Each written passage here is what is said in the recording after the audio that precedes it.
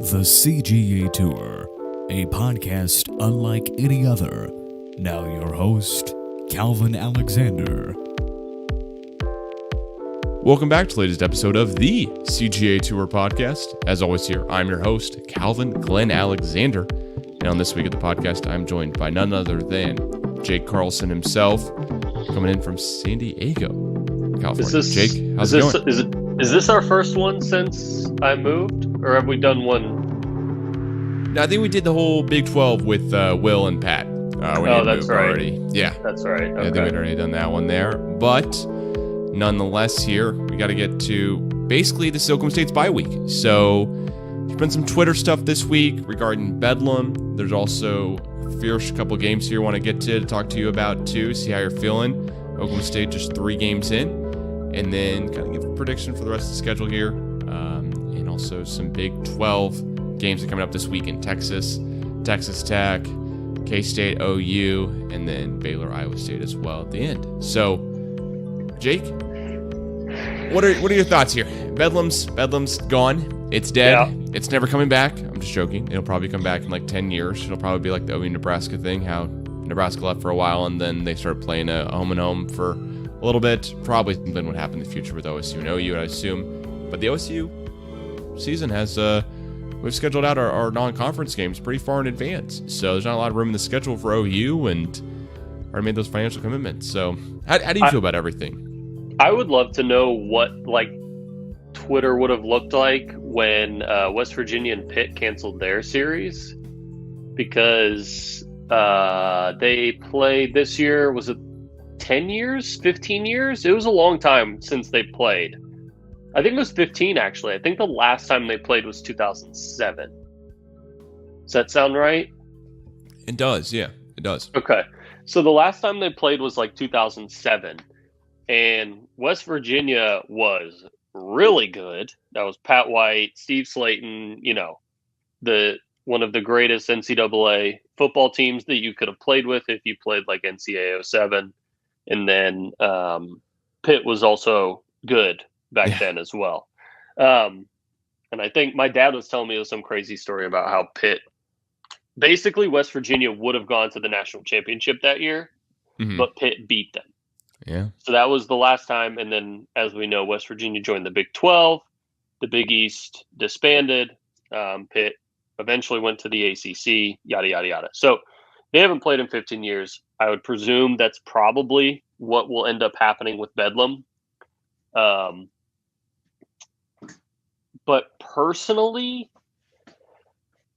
I don't care. Okay. And if people listen to this, that's probably not too surprising. I know you're probably not too surprised. Does it suck as a college football fan that Bedlam is no longer here? Yeah, because I was watching Bedlam before I even went to Oklahoma State. So I think that's why it sucks. Because, I was talking to, guess we've had Will a couple times, and I think Feinbaum made some comments that nobody cares what's going on in Stillwater. Nobody cares about Bedlam, when Bedlam last year had, I think it was 7.7 million viewers last year, which I would say is a lot. So they had a lot of viewers last year, and, he said nobody cares. And, it's impressive that ESPN continues to employ him, because I think Bedlam was game day for like 5 out of 10 years or something like that. I know it was 2 out of 3 years at one point, because I worked at like my 4th and 6th year in college. I believe. So 2 out of the 4 years I was there, and 2 out of the 6 I was there. Yeah, 3 2 degrees. out of the 6. I have 3 degrees. It's fine. Still. I gotta repeat it. So he's averaging 2 years a degree, which I would say is pretty good. But yeah, it's, in my opinion, it stinks that we're no longer playing the game, but I don't care that the rivalry's over.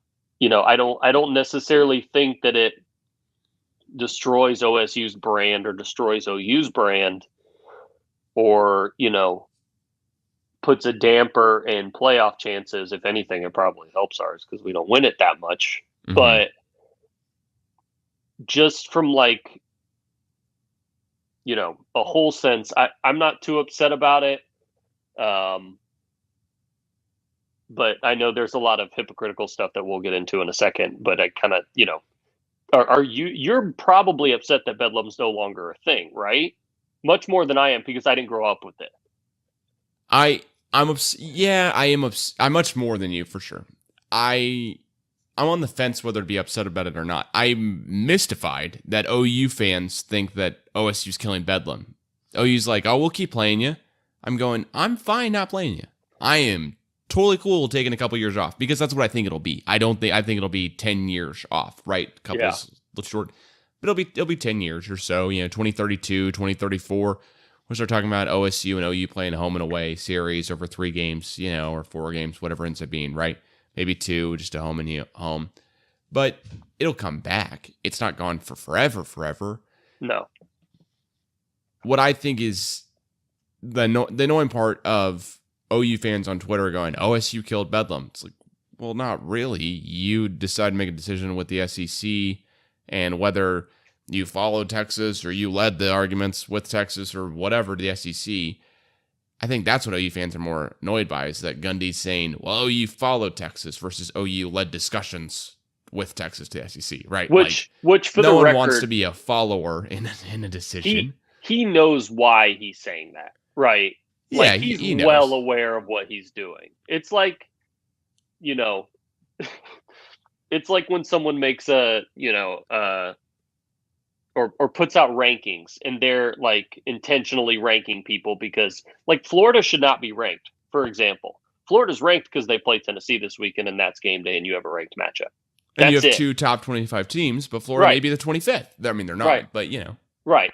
And that's all Gundy's doing. He's poking the bear. He's getting the storylines. He's well aware of this kind of stuff.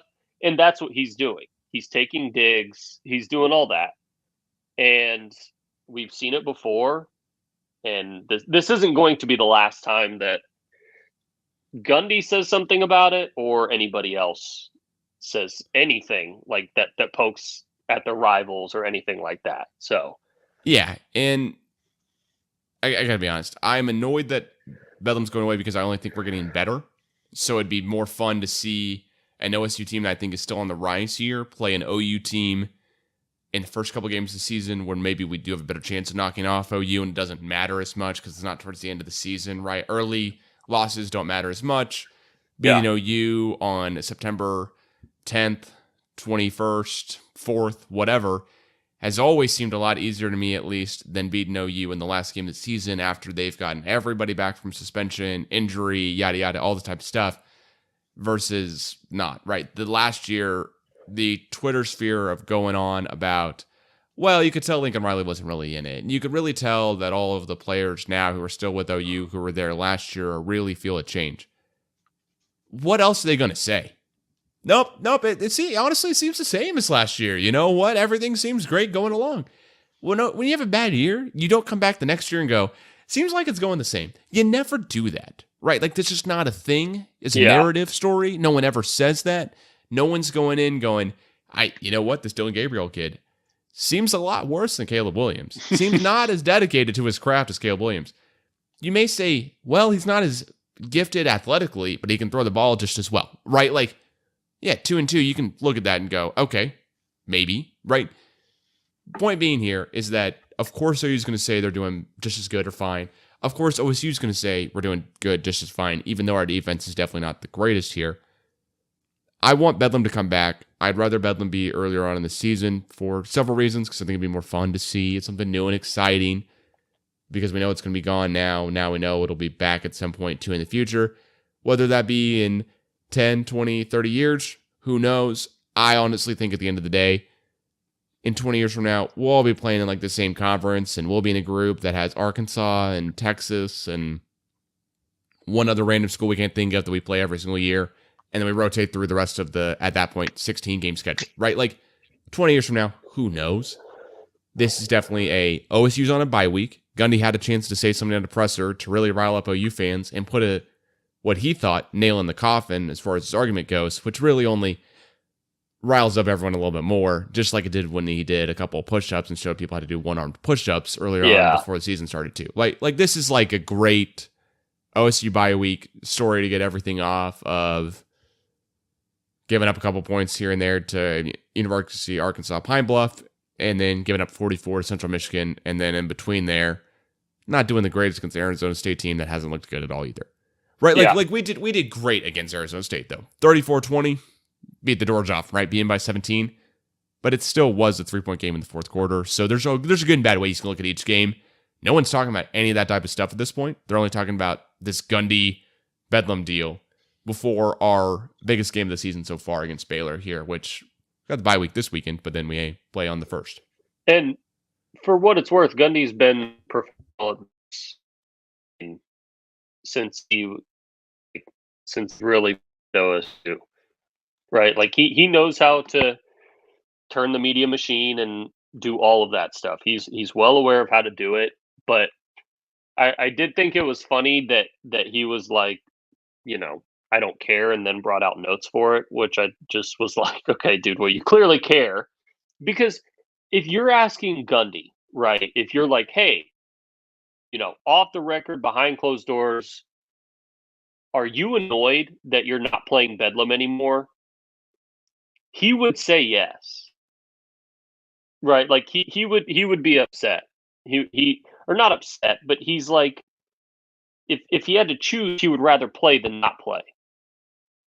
Right? Because he went to Oklahoma State. He's obviously the coach. Like, he would rather play Bedlam than not play Bedlam. Are you sure, though? Because he didn't beat OU for 4 years, I don't think, right? I think he might be good with this. Like, I think this is good for OSU, don't you? I don't necessarily think it's bad, but it's like, okay. My thing is, if he didn't care, then he wouldn't have kept talking about it. He clearly cared, and whether or not he cared about the actual game or he cared about OU leaving, he should have just said that. He should have just been like, look, I'm more pissed off that OU's leaving. Right. And just left it there. He didn't, now, he likes to over talk on a lot of things, as we know. So I think he should have just left it at that. Like, yeah, it sucks that OU is leaving. I don't know. I just think it's unnecessary to get into like the conference talk if you're a head coach, because at the end of the day, like the boosters and the president and the AD are making the decisions. Yeah. Not the coaches. So it's like, sure, if he wants to go after, I mean, I'm sure they have some say, obviously, but if he wants to go after, what's his name? Joe Constiglione, is that the AD at OU, right? Yeah, I'm pretty sure. Yeah, I think he still is. If he wants to go after him or whatever, I think that's a lot different than just like going after OU's football program. Like if you want to go after the athletic department as a whole, sure. Be my guest. Say they went after the money or whatever, but also like look yourself in the mirror, because we probably would have done the same thing. And that's like, I think that's kind of like how I boil it all down. Like, yeah, it sucks, no more Bedlam, whatever. But if we had the opportunity to go to the SEC, I don't think OSU would say no. I don't think OSU would say no either. I think OSU would still go. That's the hypocritical stuff for me. Like it's like, well, I don't know if that's hypocritical, though. Well, I think it's hypocritical to bash someone about making a decision that you would also make. Well, but the decision that they're making though isn't to go to the decision here is not. OSU's, we're not saying we're not going to play in Bedlam. Mm-hmm. We're saying we're not going to play in Bedlam today or for the next couple of years. Like, we're not trying to move around all of our non-conferences against Arkansas twice, Alabama, Oregon. There's some other team, too, I'm missing as well. Yeah, Like, I think we're that not, part. we're just not down to like move around all of our non-conference games so we can squeeze in OU. Where it's like, Mhm. well, listen, like we worked on this non-conference schedule. Like you and I made jokes last year when we were recording previous episodes. Like, dude, when my kid who hasn't been born yet and I'm not married yet, right? Like they'll see the Arkansas game because this is scheduled Yeah. like 10, 20 years out. So for OU to want us to reschedule it, sure, whatever. But it's just not going to happen, right? Like that's way too much expectation to put on. Oh yeah, can you just fit us all in here, even though that we made a money deal? Yeah, I mean, in that case, it's OU's fault that we are no longer playing Bedlam. Right. Like just because they left. Yeah. If they had at And least said, "Hey, we're trying to negotiate a deal with the SEC. We still want to play you every year," at the beginning of it, before. Sure.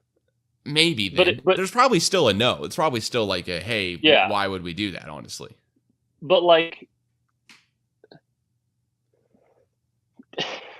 my thing is, they don't have to be tied together.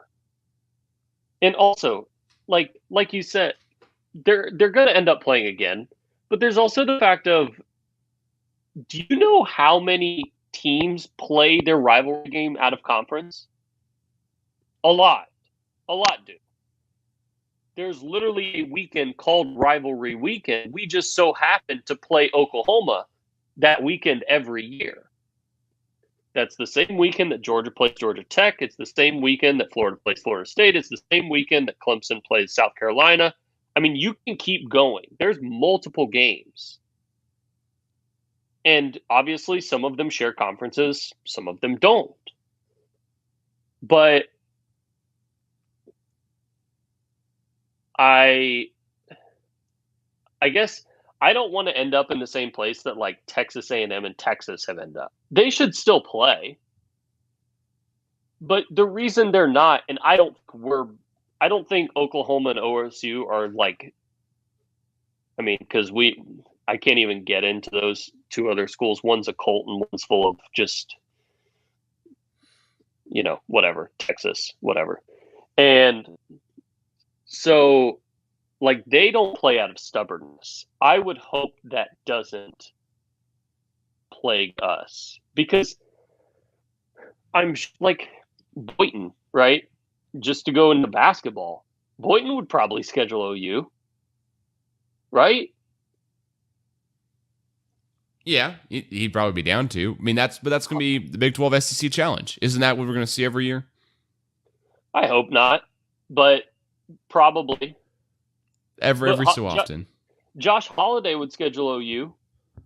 We're still going to wrestle OU. So like none of is that. This an anti-Gundy thing then, or no? I just or like think an anti-amount of games that are possible? Because basketball and baseball are just easier for the amount of games too. I think it's right now. It's the games possible, and it's the fact that baseball and basketball and wrestling, sure, those three, the other big money makers at OSU, in women's basketball, you have much more wiggle room in being able to make your schedules. Football schedules are, I mean, like you said, 10 years. Probably almost 40 by the time we play Alabama.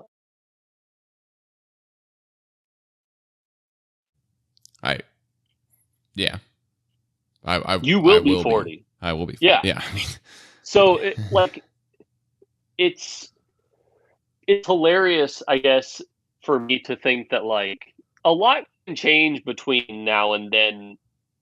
I mean, obviously in general, but especially in terms of a freaking football game, right? Like, is Gundy going to be the coach in 10 years? I don't know. But I think that's kind of the point, right? Like, there's a lot of stuff. Is Chad Weiber still going to be the AD? I don't know, because it's 10 years away. Like, are we going to have super conferences in 10 years? I don't know. Like, there's a lot of stuff. And I know people will be like, oh, you're just making excuses. No, they're like, this is in this landscape that in the grand scheme of things doesn't matter that much, college football. A lot of stuff can change just in general. For sure. But just put a cap on it. Yeah. You're cool with Bedlam going away. You understand why Gundy's like, hey, get off my back. It wasn't us who decided Bedlam to go away. Right. Like that's where I'm at, right? Like we didn't go out and go to another conference that would have, no matter what, taken away Bedlam. Mm-hmm. And we also are not out here saying we want to end Bedlam before anything else either. We're just saying we don't have the room in the schedule for it right now. Plus, yeah, we could probably fit it in somewhere, but like, it's not our fault. Like, why is it all our fault? Because we scheduled stuff out of conference anyways. I agree with that, and I think it's such like the whataboutism of sports, where it's like, do I think that it's OU's fault that we are not playing Bedlam anymore? In the grand scheme of things, the simple answer is yes. Now, do I also think that OSU potentially could have been a little more flexible? That's also probably true, right? Like, but the other thing that I also come back to is conference realignment is going to change how many conference games you play, just in general. Mm-hmm. And we will end up having 12. Is that correct? It'll actually be 12 teams this time? Yep. Yeah, we'll actually be back to the Big 12, and the Big 12 will be the Big 12. Right. So we'll play, presumably, or obviously, like or north, south, east, west, whatever they decide to do in the Big 12, and then they'll play 2 or 3 out of, sector or out of region games or whatever. Yeah. Just like the SEC does. But the SEC, for example, they play more, if I'm not mistaken, non-conference games than we do. I don't. Yeah, I think they play one more, right? Maybe not. They play one. They play one more. I don't know. They might play 9. I think we play. We play 9. We play 9. I think they play 8. Okay. Either way. Either way. Basically, point is, with all of this changing, it's going to leave a lot of room for stuff to be changed, right? Like with how many conference games you play, it's not going to change the amount of weeks, obviously, but it's going to change the amount of conference games you play, which ultimately could leave another slot. Now, would I be thrilled about playing Oklahoma and Alabama and Arizona State and whoever, Oregon, all in the same year? No. But is that where we're going? Yeah. Because I think gone are the days of people like, I don't think there's going to be as many undefeated teams in general, if any at all, as there were previously, especially with the new conferences and especially with the 12-team playoff. That's totally fair. Totally fair. Well, and I know I'm going on a little bit of a tangent here, but that's kind of like just the broad overview of like, I would like to play Bedlam if I had the choice. I think it's great. I think it's a fun game. I enjoy it every year. Is it OU's fault that we're not in Bedlam?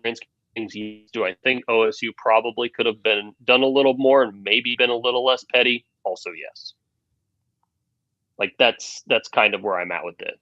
For sure. And if you disagree, you're probably just being biased, I guess. Like that's kind of well, but I also think that OSU could just decide, like in a year from now, like, hey, all right, you know what? Let's have those discussions. Like things have changed or whatever, too. Right. This isn't like because I think you're talking about someone else than what I'm talking about as far as this goes, right? Like I'm more or less like Bedlam ended for now.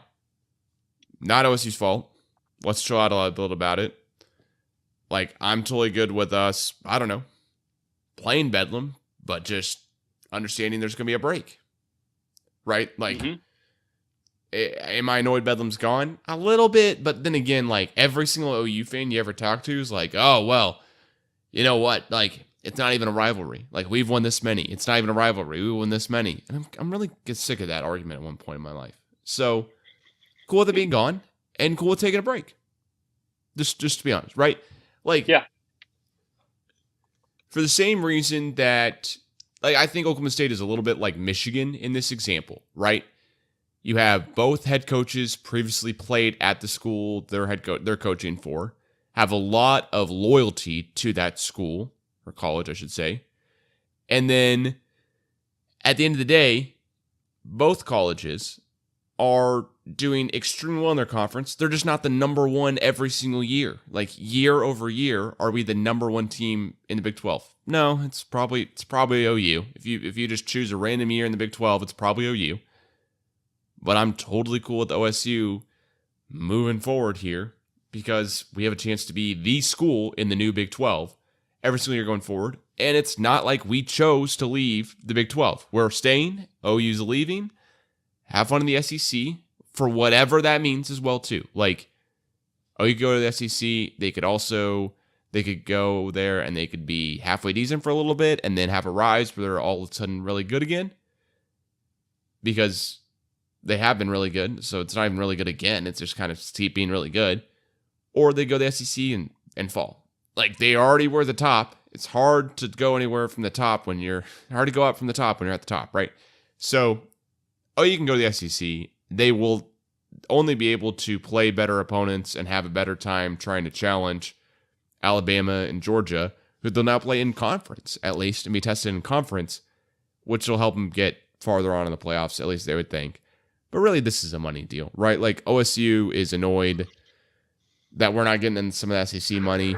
I'm sure it'd help out. It'd be nice, right? It'd be nice if we were the school going with OU or SEC was like, hey, what are we doing with Missouri? We're cool leaving Missouri. Can we switch Missouri for OSU and then bring in OU in Texas? And I think that would be a dream deal. So it's probably something that happens in the future where there's just one huge mega conference, as we're saying. And now we spent 30 minutes talking about OU leaving for the SEC on another podcast, which is totally cool. That is what the topic is here on a bye week. With that being said, got to ask you about the 3 games we played so far. So, opened up the season against Central Michigan, scored 40 plus in the first half, scored 58 in the game overall. Did let him back into it quite a bit at the end. But also, if you read the stat lines, it looks like that. If you watch the game, it's like OSU completely let off the gas in the second half, put in backups. We're just trying to run out the clock and get guys healthy for week 2 against Arizona State. Arizona State game, brief recap here as well. Close game. Arizona State Sun Devils don't know how to play in any precipitation whatsoever because once it started even sprinkling, they decided to put up every white flag they had. More or less, I'm just joking here, and we ran away with it at the end when it got close and ended up winning by 17, even though it was a 3-point game in the fourth quarter at one point. And then the third game we played so far, University of Arkansas Pine Bluff. Great name, great band at halftime. Little besides that to talk about for their team and their skill level. Really hard to gauge how good we've been so far this season because we played 3 cupcakes. And, like, the Central Michigan game, like, we were demolishing the first half. The Arizona State game, we demolished them at the end of the game, and we also seemed like we were in control for the whole game. It really wasn't Arizona State's game ever. And University of Arkansas Pine Bluff was hilarious from the moment it started. And it was halfway into the first quarter, it was like, just have a running clock. Let's just keep going. We put in the first backup in the second quarter, I want to say, after Spencer Sanders already had a couple touchdowns, and we had a couple special teams touchdowns too. So what are your thoughts first 3 games in? Any different than you thought it'd go? Any better or worse? No, I mean, I expected us to win our first 3 games, as I'm sure most people did. I think our defense is leaving a little bit to be desired. I know our strength is the defensive line, but again, I think we're going to be very reliant this year on big plays, similar to how we were with Glenn Spencer. Where it was we're always waiting for the sack or always waiting for the big play. I'm sorry, but not every year is going to look like it last year. I think that's because when you're getting mentioned with Georgia in terms of defense, then you're having an all-timer. And so it's a little bit unrealistic to expect that. Yeah. Sorry. But defense leaves a little to be desired. I've liked a lot what Casey Dunn has been doing offensively. Looks like he has a little bit more allowance on what he's allowed to call, what he's allowed to do, the routes, stuff like that. I worry about the receiver position a lot, especially once we start playing teams with equal and or better athletes than us. Now, we don't play many teams that have better athletes than us, obviously, position by position basis, but our number one right now is Braden Johnson, and he might have 8 drops this year in 3 games. Like that to me, especially given who we played, is concerning. If he's supposed to be your number one, if you want to use him as a deep threat, be my freaking guest, because he's fast, and that's great. But if you can't throw him a comeback route that doesn't just stone off his hands, don't let him run it. Like that's kind of my thing. I think he's great for our offense, but I don't think that he needs to be our primary target, if that makes sense. Yeah, that totally makes sense. Listen, Brennan Presley is going to get a lot of receptions. He's going to get a lot of targets. John Paul Richardson's almost at 10 as well. Bryson Green has a lot of targets so far this year. I mean, we're talking about the best guy on the team receiver-wise so far. It is Braden Johnson. He's got 14 receptions so far, 300 receiving yards, which is insane through 3 games. Like, he's averaging 100 yards receiving a game. I'm sure I can figure out how many drops he has here at some point, but he doesn't have a fumble. He hasn't really contributed to an interception I can remember here either. This is, weird enough, his 5th year with OSU, his 5th year playing. Yeah. He caught 2 passes in 2018, believe it or not, for a total of 7 yards. But still, I'm getting ahead of myself here. He's a really, really good player. I don't think it all depends on him, though. I don't think the receiving core here is Braden Johnson or bust, is what I'd say, right? Braden is only going to get better. I like our receiving cores as a whole because we seem like we have a lot of different receivers. This isn't the Tylan Wallace or bust receiver model, as far as I'd say. John Paul Richardson made an amazing catch over the middle of the Arizona State game that is and should be on OSU highlights for a while. He just leaps, jumps forward, pulls the ball in with his right hand. It was amazing and very impressive. Then the rest of the receivers we have on the roster, I know some of them. I mean, that's a lot better to say than previous years.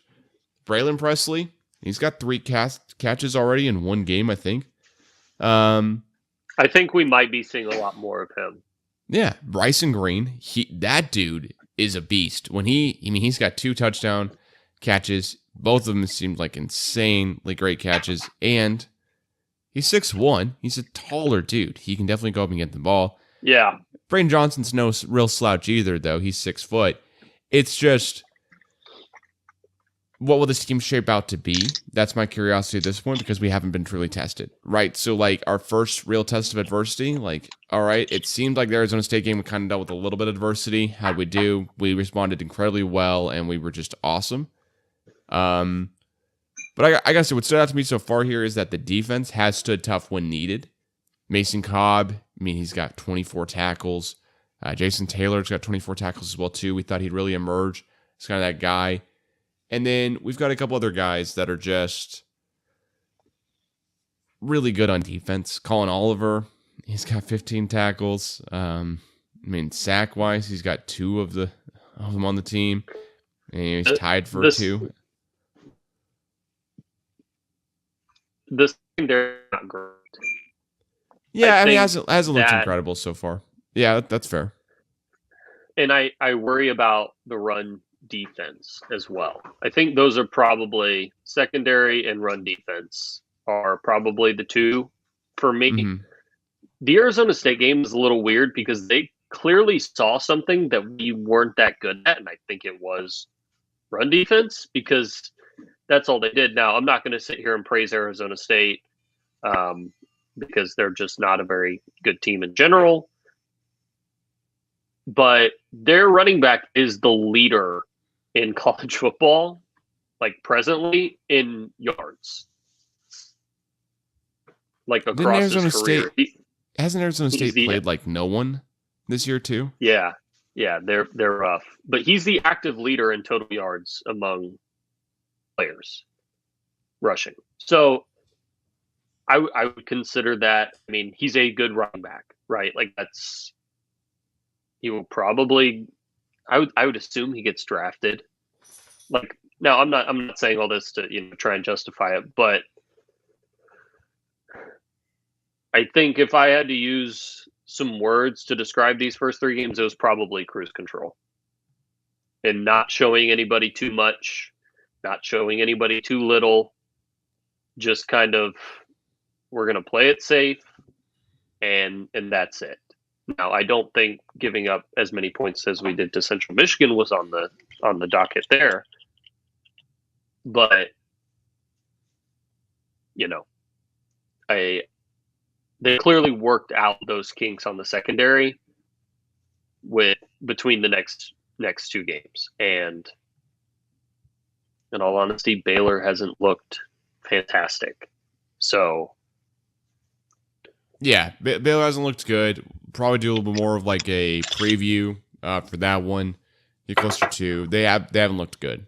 I feel like they're just not. I mean, they can't kick a field goal. BYU knows that. BYU also knows they can't kick a field goal either. But like at the end of the day, like this is a pretty darn good Oklahoma State team so far.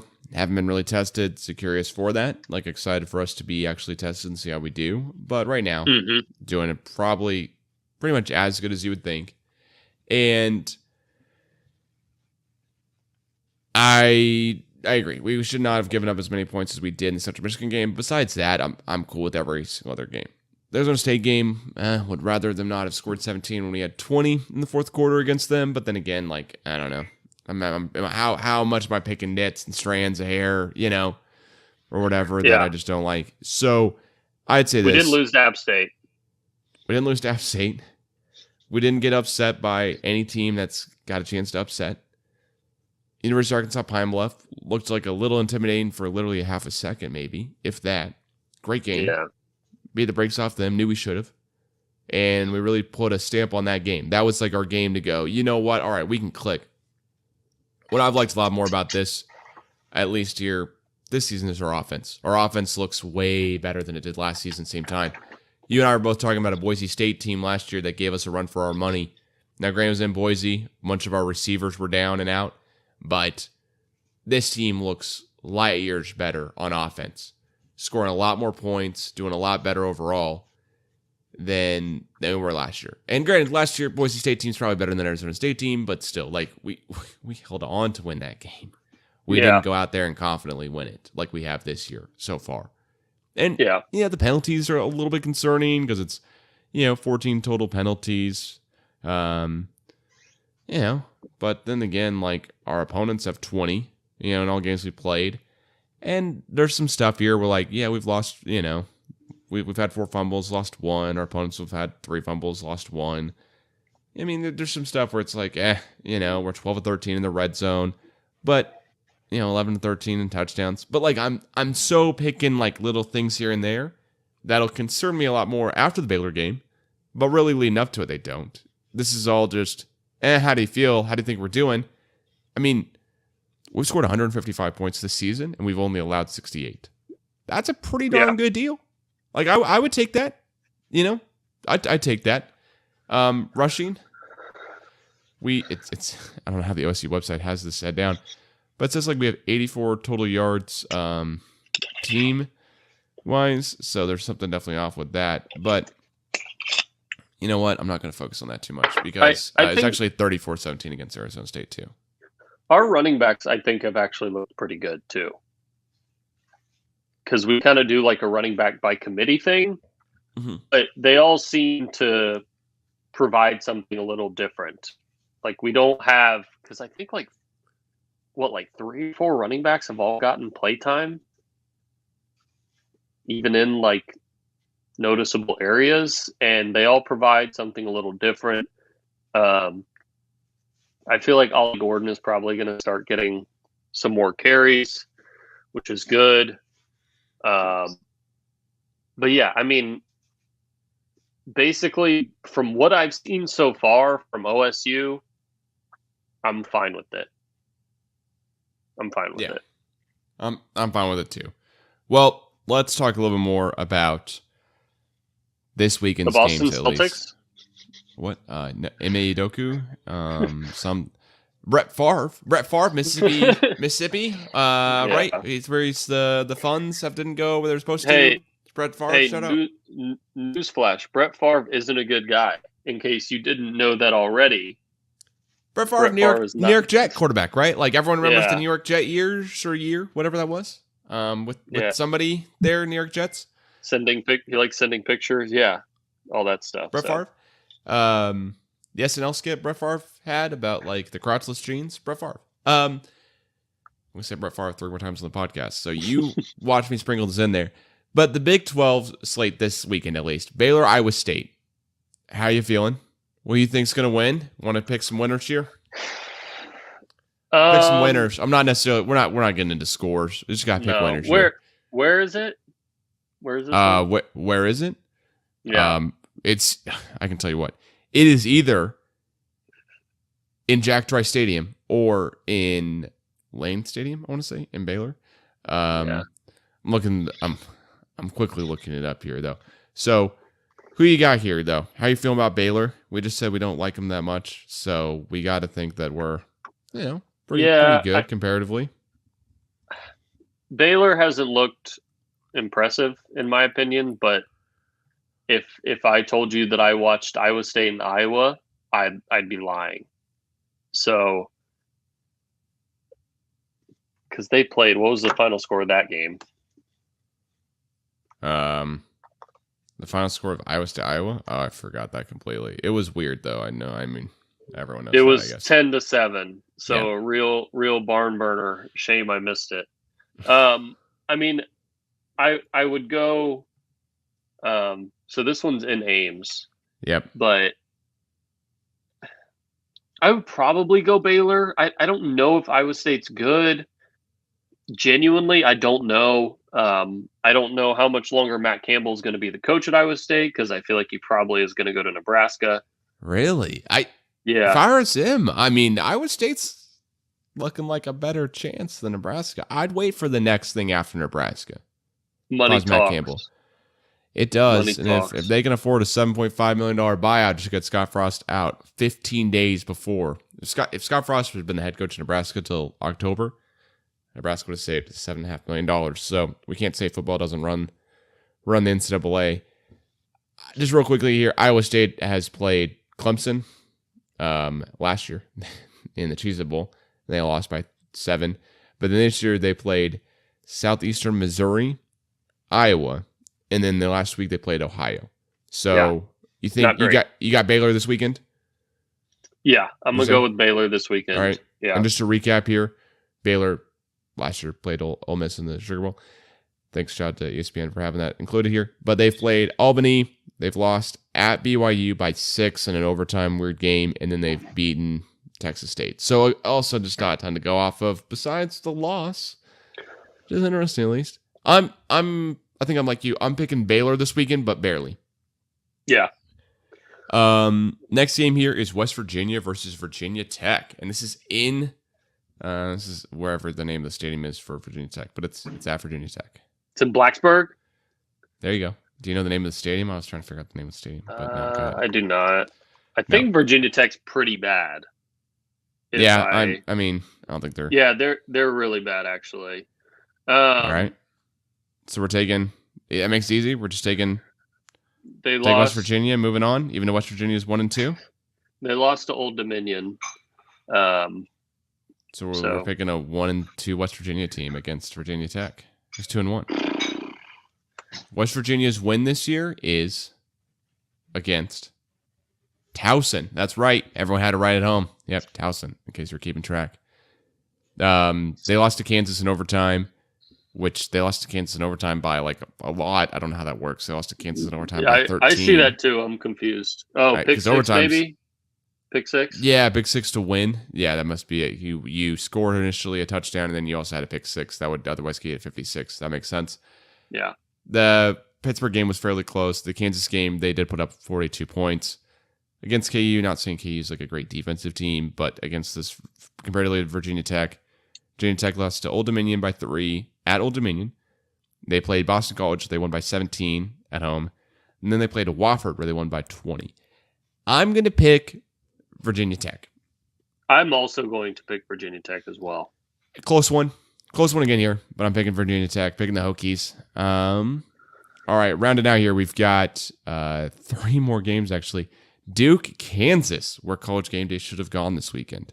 What are you thinking? Kansas. All right, I'm picking Kansas as well. K-State, OU in Norman at OU. Kansas State always gives Oklahoma a little bit of an issue. I would have been far more inclined, and still not that inclined to pick Kansas State. Had they not lost to Tulane last week, but since they did, I am picking Oklahoma. Now it's bizarre that they completely just murdered Missouri and then lost to Tulane. SEC.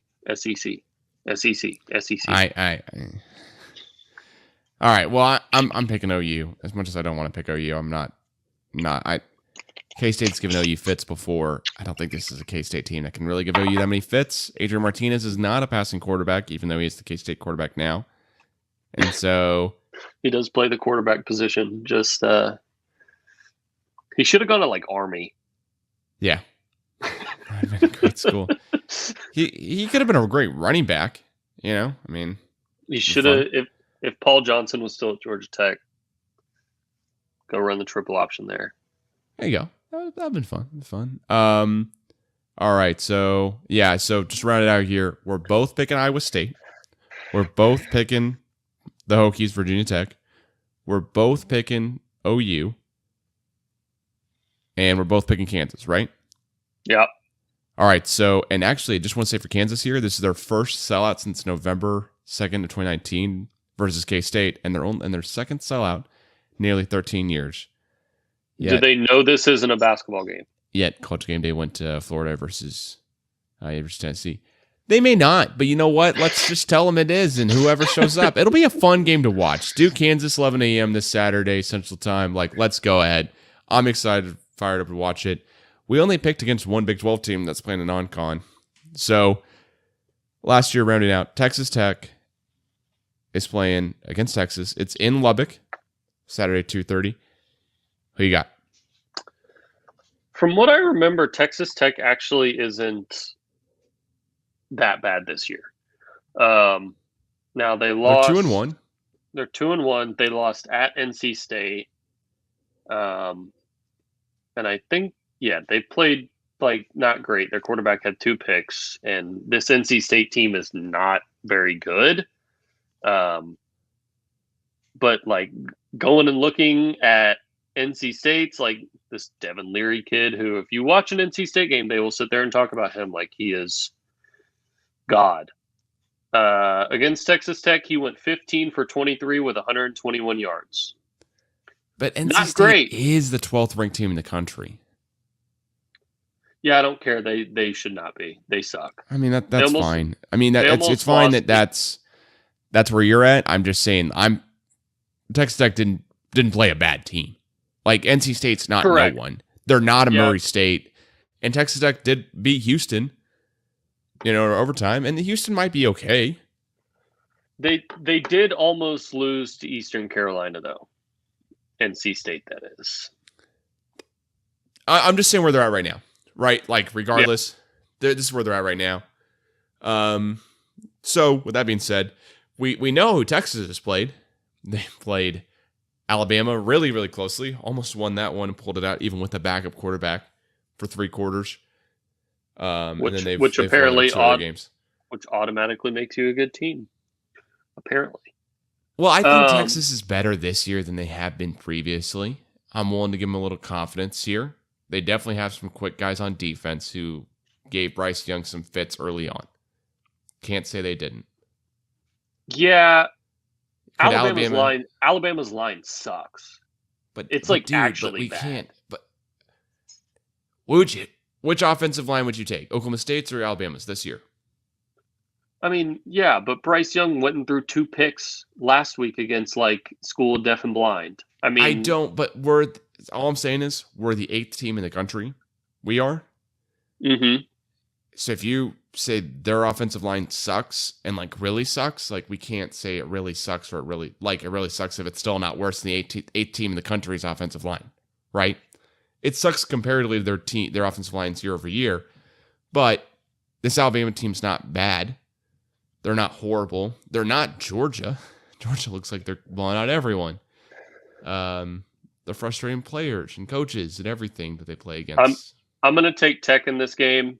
Okay. And all that's going to happen is everyone says if Quinn Ewers were playing, Texas would have won. I'm going to take Texas to win just because I think Texas will pull it out. But it'll be by 3. It'll be a super close game. In fact, should look up the odds here. Texas versus Texas Tech. Tech prediction line over under line. Yeah. No, I never know how that works. So I always mix it up here, no matter what, and I get told, "Hey, Calvin, I don't think you know how betting works," which is for most part true, and honestly a proponent of why I don't bet. That's how you can know I don't bet, is because I don't know how it works, and I mess it up all the time on every podcast I record. So you have the audio recording knowing I don't bet. Here's the spread. The 7. Spread. Yeah. It's 7. For Texas. Texas favored by 7. So I can see this. I could see Texas not covering, but still winning. I don't think they'll cover the spread. I think it's a 3-4 point game, whatever. Less than a touchdown. But Texas still wins. Somehow, some way. Yeah. I don't know. I can't base, it's the carryover factor of since Texas played Alabama tough, they're automatically good. Now, could you be better? Are they better than they have been in the past years? Yeah, sure, but so is Kansas. Doesn't mean Kansas isn't going to win. I mean, I know we talked about this off air, I believe, about Texas and the Alabama game, and there are a lot of people that like Texas or are indifferent to Texas way more than I am that still think Alabama played like garbage because they looked really bad. And, fool me once, shame on you. Fool me twice, shame on me. I'm not biting for this Texas crap. I'm not. They beat Georgia in a bowl game 5 years ago or whatever it was when half the team opted out and Texas is back. Well, congratulations. You've lost to Kansas twice and you played Alabama close. Hang the banner. That's a fine comparison. I'm with it. But then again, if Texas had lost to UTSA last week or hadn't pulled away there at the end, I'd be very concerned about this Texas team because I don't think their current quarterback, Hudson Card, is the guy. No. But Quinn Ewers is. So when Quinn Ewers is back, he looked really good against Alabama for the limited time we saw him. I'm with you. I'm not into the big, well, you played somebody so close at home, that means that you're good. But then again, Texas is 2-1. They have won their non-conference games. They should have. They lost the non-conference game. They should have lost. They're as expected. If I'm keeping with the as expectations go, the as expected expectations go, yeah, I think Texas will beat Tech. That would be the. That's what follows. That's what my train of thought here. I would agree with that. Now, Yeah. They gave up 400 plus yards to UTSA. And there's a possibility they could give up 600 to Tech, honestly. Yeah. But I honestly don't think they will to Tech. I think 400 yards is about normal for them to give up because I think they will just absolutely run the ball real well against Tech. I don't think Tech's that great of a defensive team rushing wise here, but yeah. But I can imagine that Tech will okay, all we have to do is just stop the run and that's it. Right? Yeah, but I also think Xavier Worthy. I think they have enough guys. Mm-hmm. I think Texas is all right. So Patrick, if you're listening to this point in the podcast, shout out to you. I do not, and he's my roommate who went to UT, who did the preview with. I do not think that Texas will win off of their coaching alone, and they will not for at least a little bit. I think Sarkisian's a great head coach. I think he is. I think he gave Alabama a lot more fits than we all thought he would. I mean, he had the game plan. So he had the game plan. He had a basically, if you can get to the Alabama quarterback and disrupt him, you can win. And that was a great game plan. But you know what? That game plan still works against every other team you play this whole entire season. Yeah. I think we could see that happening here against a much lesser quarterback. I mean, I wish I could say Spencer Sanders is as good as Bryce Young because I like my team that much, but he's not. He gave a Heisman Trophy winning quarterback a lot of fits in a game where he had every advantage to. I think that same deal can carry over here against Tech for a game. I don't think he'll win in Stillwater. I don't think he will. I think OSU will beat Texas this year in Stillwater. I don't think that Sarkisian is going to let Texas Tech's athletes, who are a couple steps down from Texas's athletes, win. And that's the big difference here, is that if you get into a big trick play game, that's where you're in fits. That's where Texas has issues. But Xavier Worthy breaking out running for 75-yard touchdown on a screen pass, it seems like we'll see that. It seems like Bijan Robinson will go out and break out for a touchdown as well too for 50 yards or something. Right? I think those are the deals that we'll see here. You really get the ball in the playmakers for Texas, and then all of a sudden it's ball game. And Texas Tech's trying to keep up, but they're gassed by the fourth quarter, and that's when Texas kind of ekes it out at the end and wins by a little bit less than 7. That's the narrative going through my head. If all that works out perfectly, I'd be insanely proud of myself, but that's what I think will happen. More or less. For the record, UTSA put up more yards against Texas than Alabama did.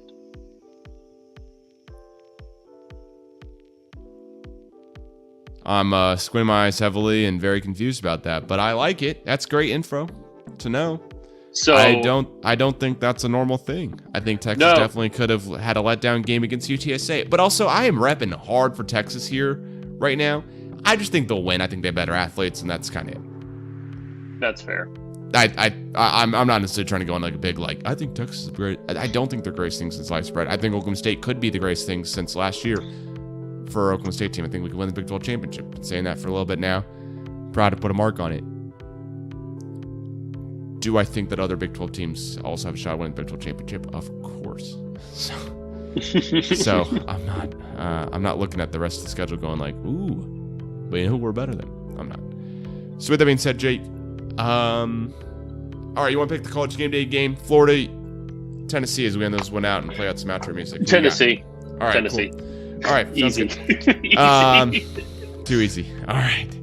That being said, thank you everyone so much for listening, and we'll catch you guys in soon. Please follow at the CGA Tour on Twitter, Instagram, Snapchat, Be Real, which is an app, TikTok, if you're not already on there already. Yeah, follow the CGA Tour is on TikTok, so you can follow at the CGA Tour on TikTok. I am not on TikTok. Jake's not on TikTok. I am the CGA Tour on TikTok, so follow me there. All right. Thanks so much, guys. We'll catch you again soon. Peace.